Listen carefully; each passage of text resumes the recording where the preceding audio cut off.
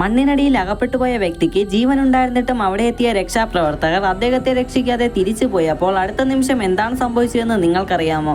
വർഷം 1999 ഡിസംബർ മാസം വെനസ്വേല എന്ന രാജ്യത്തിലെ വാർഗാസിൽ കനത്ത മഴ പെയ്യുകയാണ്. സ്ഥിരമായി മണ്ണിടിച്ചിലുണ്ടാകുന്ന ഒരു മലയുടെ താഴത്തായി ഒരു വീട്ടിൽ അച്ഛനും അമ്മയും 2 പെൺകുട്ടികളും അടങ്ങുന്ന ഒരു കൊച്ചു കുടുംബം താമസിച്ചിരുന്നു. ആ വീട്ടിലെ അച്ഛൻ എന്നത്തെയും പോലെ തന്നെ ജോലി കഴിഞ്ഞ് തന്റെ മക്കൾക്കുള്ള പലഹാരവുമായി വീട്ടിലെത്തി. അച്ഛനെ കണ്ട സന്തോഷത്തിൽ 2 മക്കളും അച്ഛന്റെ അടുത്തേക്ക് ഓടി വന്നു. അപ്പോഴാണ് എല്ലാവരെയും ഞെട്ടിച്ച ആ സംഭവം നടന്നത്. സ്ഥിരമായി മണ്ണിടിയുന്ന മലയുടെ മുകളിൽ നിന്നും വലിയ ശബ്ദങ്ങൾ കേൾക്കുന്നു.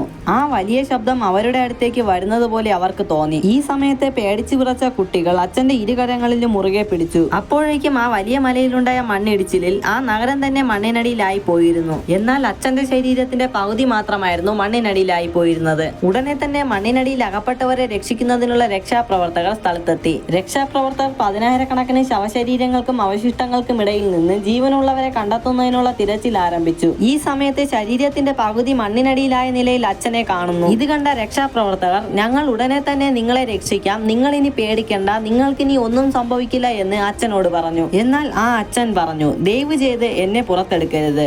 ഈ മണ്ണിനടിയിൽ എന്റെ 2 പെൺമക്കളുമുണ്ട്. അവർ എന്റെ കൈകൾ പിടിച്ചിരിക്കുകയാണ്. എനിക്ക് അവരെ വിട്ടുവരാനാകില്ല.